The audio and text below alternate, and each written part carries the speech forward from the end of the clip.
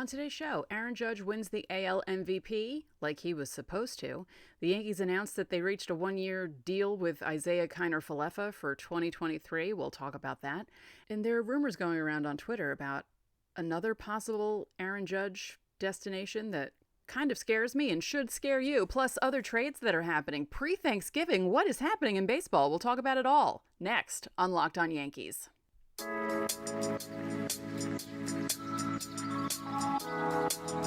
You are Locked On Yankees, your daily New York Yankees podcast.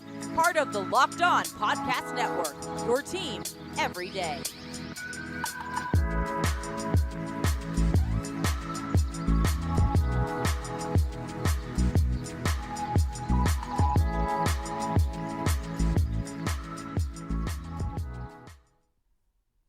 Happy Friday, everyone. Welcome to Locked On Yankees, which is part of the Locked On Podcast Network, your team every day. I'm your host, Stacey. I'd like to thank you for making Locked On Yankees your first listen every day. We're free and available on all platforms, including Apple, Odyssey, Spotify, and Stitcher.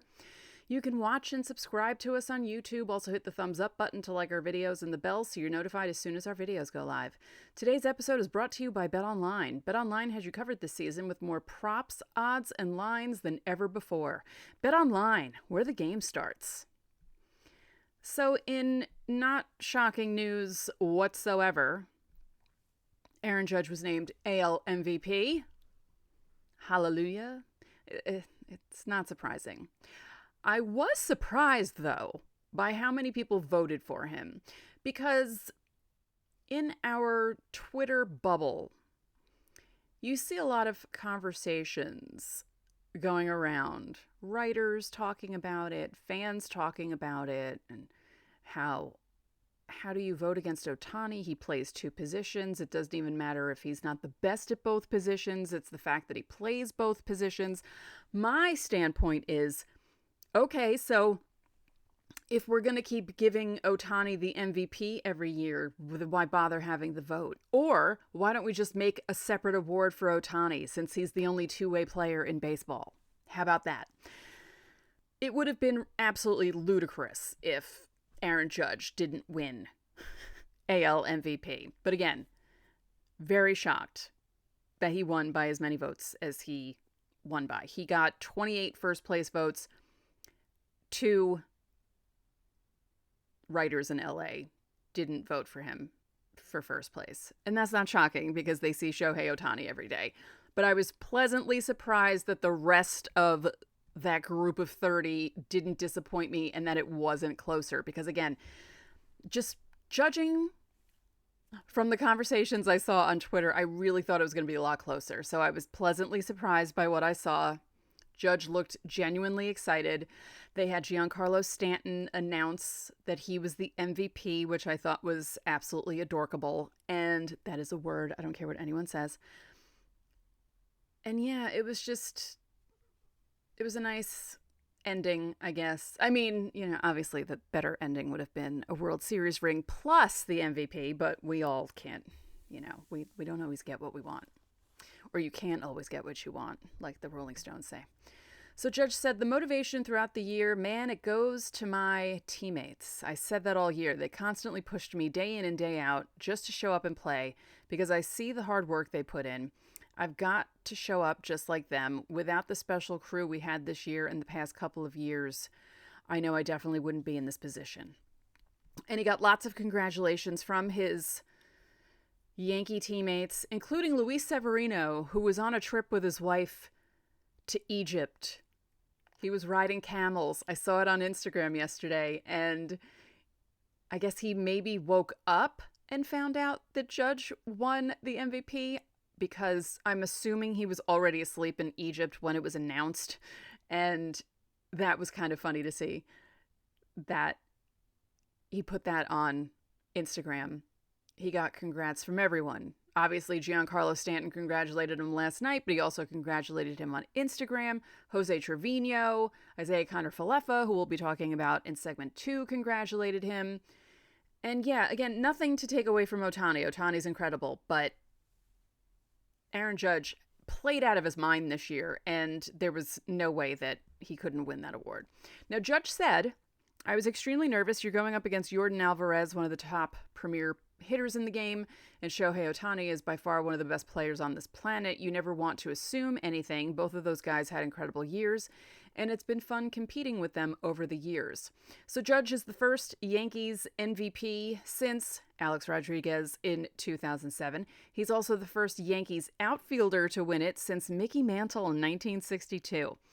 Judge is the second player to win both Rookie of the Year and MVP with the Yankees. He joins Thurman Munson, who won Rookie of the Year way back in 1970 and the AL MVP in 1976. And he's the 21st MVP in Yankees history.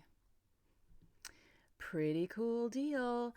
Brian Cashman said he was incredible in every facet of the game in 2022 and put up a season that ranks with the very best of all time. Aaron's success was especially meaningful for our organization as we've been able to watch him grow throughout his professional career into the player and leader he has become. An offensive force in the batter's box, a run preventer wherever you put him in the field, and someone who sets the tone in the clubhouse with his relentless commitment to winning. He's been our MVP for quite some time now, and this honor couldn't be more deserved. Back up the Brinks truck, Brian. Thank you. So, he played in 157 games. I just had to do quick math because the article I'm looking at said playing in all but 5 games, and my addled brain had to think quick there. Oh, yes. 162 minus 5 is 157. So he led the majors in runs, homers, RBI, just kidding, RBI, on-base percentage, slugging percentage, OPS, OPS plus, and total bases. He also was an all-star, and he won his 3rd Silver Slugger career. Pretty cool. Pretty cool deal. And not only that, he's going to be on Jimmy Fallon tonight. Although you can tell, I think they filmed it yesterday because it looks like he's wearing the outfit similar to what he wore when they announced the MVP. But he's supposed to be surprising fans, and he's going to be dressed as an umpire. And Jimmy Fallon's going to be dressed as a Yankee player, so that should be interesting. Do you remember when Aaron Judge first came up and they had him interviewing people on Fallon's show? And he was talking about Aaron Judge, and they were talking to him as if he wasn't Aaron Judge. He was wearing glasses similar to this. And it was like, I guess it was the whole Superman Clark Kent thing, and they didn't recognize that it was him because he was wearing his glasses. Understandable, I guess. Now, Judge also led the AL with 111 walks. He finished 5 batting points shy of the Triple Crown. And let's see, in his 6th full season as a big leaguer, Judge played Gold Glove caliber defense in center field and right field, making a career-high 74 starts in center and 54 in right, which kind of screwed him in the Gold Glove because he had that split. If he had played in one position, he quite possibly could have won. I don't know about center field, but maybe if he stuck it in right field, because people, I don't know. I don't think they downplay his defense. But I feel like in some cases, they see him make a catch against the wall. They're like, well, yeah, he's 6'7". Of course he's going to make that catch. But then there are also times where he's running for the ball and stretching for the ball and diving for the ball. And you realize how athletic Aaron Judge is. So kudos to Aaron Judge. Good for you. Congratulations. Awesome job. And again, awesome job by the writers by not screwing this up and making it closer than it needed to be. So in a moment, we're going to discuss the deal that the Yankees made with Isiah Kiner-Falefa for 2023. But first, BetOnline is your first source for sports betting, stats, news, and analysis. Get the latest odds and trends for every professional and amateur league out there, from football to basketball to soccer and esports. We've got it all at betonline.net. Now, I haven't checked, but I wonder if there is a line wondering if Buffalo is going to actually be able to leave Buffalo, because they had to move Buffalo's game this weekend because that area, in some places that are getting as many as 5 feet of snow, they're already up to 4 in some spots. And from what they said on the news, they hadn't left the Buffalo area to go to Detroit, which is where they're going to be playing. So I don't know what they're thinking. BetOnline is always the fastest and easiest way to get your betting fix, so head to the website today or use your mobile device to learn more. BetOnline, where the game starts. Thanks for making Locked On Yankees your first listen. For your next listen, check out the Locked On Sports Today podcast. The biggest stories of the day, plus instant reactions, big game recaps, and the take of the day. Available on the Odyssey app, YouTube, or wherever you get your podcasts. So the news came out earlier, and much to the dismay of most people, when I say most people, I mean me, the Yankees and Isiah Kiner-Falefa agreed to a one-year, $6 million contract avoiding arbitration. Now, he had been reported as a non-tender candidate after earning $4.7 million this past season. And it looked like that was a possibility. And then all of a sudden, it seemed like literally 10 minutes later, they came out with the news that he was going to be back on a deal for a year. Now, this doesn't mean he's going to start every day at shortstop. They could always pay him $6 million to play different positions, maybe to give Donaldson a day off at third. I'd said it on the show a few times. I feel like Kiner-Falefa might be better at third, and there might be less pressure on him at shortstop. Shortstop is like the general of the infield, and you really have to be a good defensive player to play shortstop. And it's been a while since the Yankees have had a good defensive player playing shortstop. And then they had that whole 20-year hole where they had... I'm just kidding. I'm not going to diss Derek Jeter. Derek Jeter was not that great at defense, okay, everyone? And I know. But he won Gold Gloves. When did he start winning those Gold Gloves? Right, when A-Rod came over to the team and was playing third base. A-Rod should have played shortstop when he was traded over. He was the better shortstop. Yeah. So anyway, Isiah Kiner-Falefa could be one of those guys where they stick him at different positions. Because I think after all the hubbub, the hullabaloo, the kerfuffle, the brouhaha. I'm just kidding. I sound like I sound like a thesaurus. There's the word. I can't see them putting him out there. Not after this season, unless they really have him work on his game at spring training and just drill after drill after drill and make him really practice playing shortstop, which they could do. But I really would prefer for them to bring Volpe or Peraza up. I would prefer Peraza right now because he has the experience and he's played in the majors and he knows what to expect in the majors. But I can't see Isiah Kiner-Falefa starting, not after what happened this past season. I don't understand the move and why they did this, but they did. So IKF batted .261, .314, .327 with 20 doubles, 4 home runs, 48 runs batted in. He had a career-high 22 stolen bases in 142 games. So this is what's driving me crazy. And I said this after the playoffs ended. I said it after Boone and Cashman's press conferences a couple weeks ago. This is what the article says, and it makes my head want to explode. And let me know if it makes your head want to explode. Though the Yankees repeatedly defended Kiner-Falefa's defense, citing internal metrics that painted him among the top 3 to 5 shortstops in the league, Kiner-Falefa was charged with 15 errors during the regular season. And we will talk about it.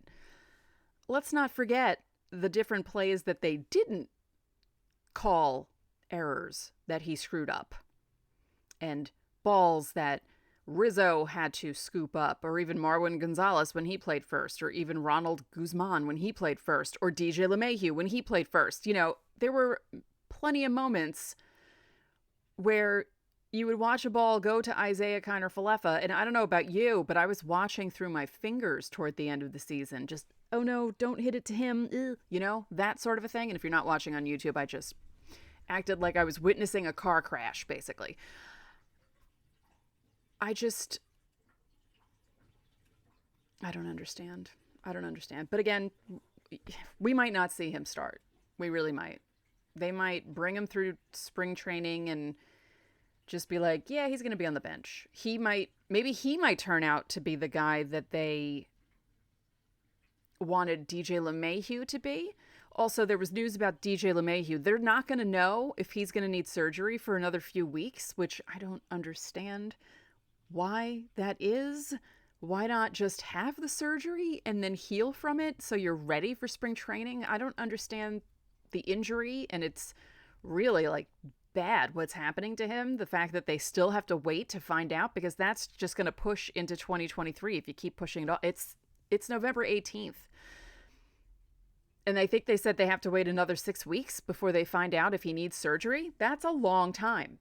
You're getting into next year and closer to spring training. It's not like there's going to be a lockout or anything, so they're going to be reporting right on time. Back to Kiner-Falefa.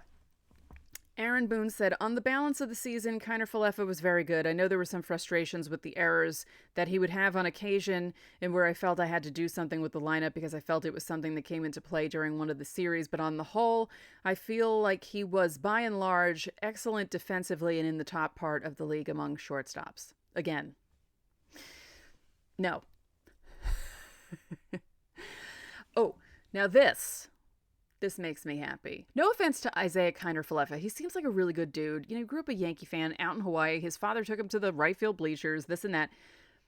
He just shouldn't be shortstop.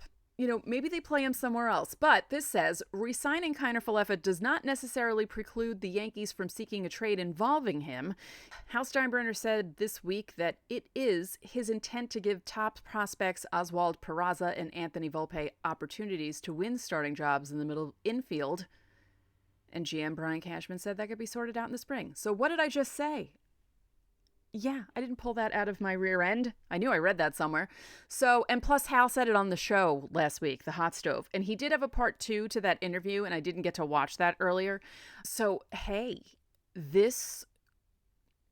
he could be part of a trade. I'm a little worried that they might throw Glaber into a trade because there are rumors about that. There are rumors about a lot of different things going on Twitter. I know not everyone is on the Twitter sphere, and I know that there are rumors about Twitter's demise and that it might be happening soon, and I really hope not, because I like Twitter. I wouldn't have this gig if it weren't for Twitter, so I really hope Twitter survives. But we're going to talk about some of those rumors going around and a trade involving a former Yankee, and yeah, there's some baseball stuff to talk about, which is amazing because it's not even Thanksgiving. We still have just under a week till Thanksgiving, and teams are making moves. So we'll talk about all that in a moment. But first, did you know that over the holidays, property crimes like burglaries and package thefts spiked nationally? That's why our friends at Simply Safe Home Security are offering 50% off their award-winning security system so that more families can feel safe and secure this holiday season. Order your Simply Safe system for half off today and enjoy advanced security and greater peace of mind this holiday season. Simply Safe was named the best home security system of 2022 by a U.S. News and World Report for a third year in a row.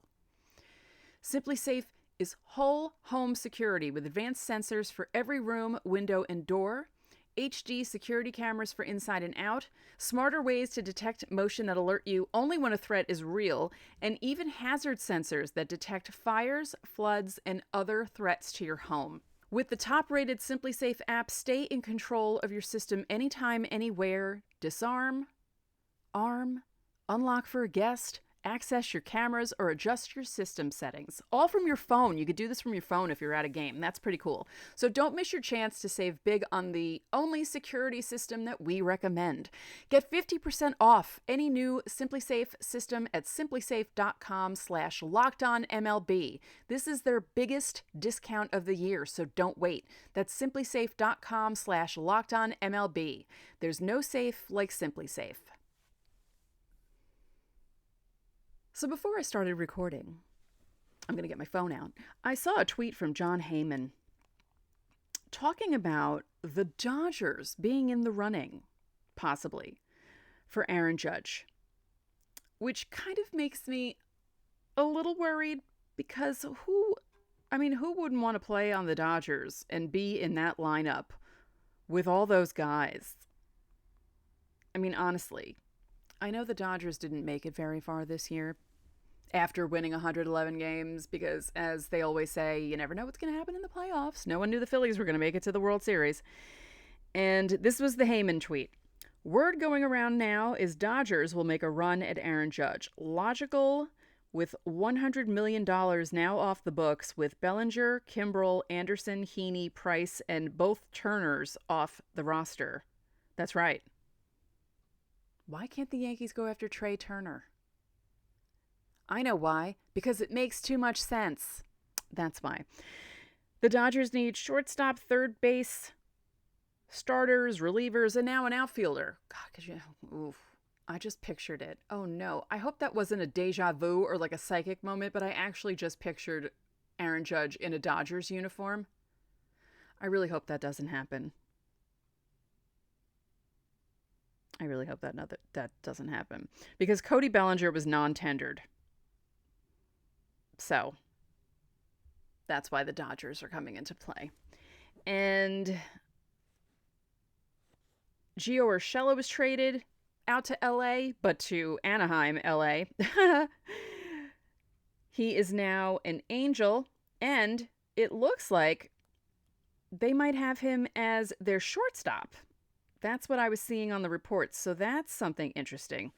He was traded for minor league right-handed pitcher Alejandro Hidalgo. And Jeff Passan reported it first. Of course he did, because Jeff Passan reports everything first. He's the one that reported the Isiah Kiner-Falefa deal as well. So why couldn't the Yankees get Gio Urshela back? And then in another move that happened just before I started recording, and after I saw the Heyman tweet about Judge, this happened a few minutes later, the Twins acquiring Kyle Farmer from the Reds, pending a review of medical records. Interesting.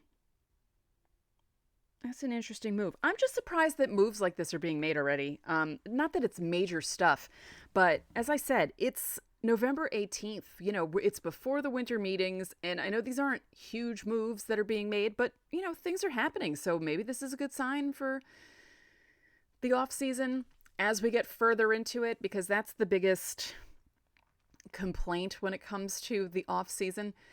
It feels like free agent signings are happening later and later every year, and it would be nice for things to get out of the way. I'm really hoping that the Yankees don't screw things up with Aaron Judge and are able to bring him back. All of his teammates are, you know, saying things. You know, Nestor Cortez also posted after Judge won the MVP, saying something. Oh, it was a picture of the two of them in the field during the national anthem. And he said, you know, I hope to be able to listen to a lot more anthems with you on the field. And it's just like, yeah, I mean, obviously these guys want Judge to come back, and you know, he's close with all those guys. Rizzo's coming back, and the Yankees just need to not screw this up. The ball is in the Yankees' court, as they say. The Yankees are in the driver's seat. They're the ones who can screw this up royally. And when I say Yankees, I really mean the front office. And I would really like for them to not screw this up. And I think you all agree with me that we don't want them to screw this up. Now, I'm trying to think if there were any other rumors that I saw today, trade-wise. But I think the Dodgers having so much money coming off the books, it's logical for them to think to themselves, hey, we keep getting all the big players. We got Mookie. We got Freddie Freeman. Why not get Aaron Judge? I mean, he would be literally the biggest player out of those guys. As we all know, during that All-Star game when he was at bat and Freddie Freeman was playing first, he's like, oh man, I don't want him coming to first base. He's going to make me look short. And Freddie Freeman's a big dude. So, yeah, that would be quite a lineup. I mean, even though they've lost a few of those guys, just plugging Aaron Judge into that lineup would be amazing for the Dodgers. That's frightening. I know no one in the no one in the NL West would like for that to happen. I'm already imagining Paul Holden, our host of Locked On Rockies, just freaking out about this and being like, no, please, this can't happen. This cannot happen. Because he's always that way when it comes to the Dodgers doing anything, because, the poor Rockies are always being beaten up by the Dodgers, and all these teams have like no chance of winning the division with the Dodgers right there, and the Dodgers always spending money and doing the right thing. And yeah, I know they've only won that one World Series, and it was during the strike. No, not strike. During the COVID abbreviated season. But, during the regular season, you can't really find a better team than them. And I know that doesn't really mean anything these days, but they're making it so the regular season doesn't mean anything these days. I don't know. Baseball's got to fix that a little bit. And, I saw a question on Reddit that I thought was interesting about the Yankees. Someone posed this question. Who do you think is going to benefit the most with the shift being eliminated? I think Anthony Rizzo. But I think Giancarlo Stanton might also, because there are some times where he's, guys are shifted a little bit too much for him and he hits into it. But I'm really thinking Rizzo. I think you'll see a lot more singles from him, but I think you're going to see a lot more singles from a lot of guys, because there are so many times where balls are hit and you think to yourself, if the shift wasn't there, this guy would have a single. That happened to Joey Gallo a few times. Poor Joey Gallo. I wonder what's going on with him. Someone even joked about the Yankees bringing him back. Not after the way he left and some of the things he was saying. No. I don't have anything personally against Joey Gallo. So don't come after me, Bryce, host of Locked On Rangers. I actually liked Joey Gallo, and I was very disappointed that it didn't work out for him here, because I just think it would have been... I was just picturing Gallo and Rizzo, the two Italian dudes, celebrating home runs and having a lot of fun and doing all silly Italian hand gestures. I'm 30% Italian about that, so I'm always doing funny hand gestures as well. I'm allowed to do that. So it's disappointing that he wasn't able to do things here. But let's just hope that... Let's hope that the Yankees sign Aaron Judge and that they don't have to try and bring Joey Gallo back to play. Here. Hey, Joey Gallo, can you play right field for us? That would be pretty funny. No, it wouldn't be funny. It would be horrifying. I'm going to take that back. Let's take it back. I'm sorry I even put that out into the universe. I'm so sorry. Don't blame me if this happens, please. I apologize. So, Aaron Judge wins the MVP the way he was supposed to. By a large margin. I almost said large marge from Pee-wee's Big Adventure. Isiah Kiner-Falefa comes back on a 1-year, $6 million deal, or, not comes back, but they, instead of non-tendering him. But this doesn't mean that he's going to stay. Speaking of hand gestures, what is happening here? And Gio Urshela is traded. Aaron Judge, Dodgers are looking at him, but everyone's looking at him. And, we'll see what happens. So next week, we're starting off with the G's, Giancarlo and Gleyber Torres. I'm going to put them in the same episode. We're going to talk about their 2022 season. Why did I say it like that? I don't know why. It's Friday, it's the end of the week, and my brain has had it. So that's it for this episode of Locked On Yankees, which is part of the Locked On Podcast Network, your team every day. Remember, you can listen to the show in Apple Podcasts, Google Podcasts, Odyssey, Spotify, Stitcher, or anywhere else you get your podcasts. You can watch and subscribe to us on YouTube. Again, hit the thumbs up button to like our videos, comment on YouTube, and click the bell so you know when our videos go live. And once again, I'd like to thank you for making Locked On Yankees your first listen today. For your second listen, check out the Locked On Sports Today podcast. From the games that matter the most to the biggest stories in sports. Go beyond the scoreboard and behind the scenes with local experts and insights only Locked On can provide. Locked On Sports Today, available on this app, YouTube, or wherever you get your podcasts. One more thing, if you could be so kind, please rate the podcast and spread the word about this podcast to your fellow Yankee fans. We would really appreciate it. So enjoy your weekend, and unless something earth-shattering happens this weekend, I'll talk to you on Monday.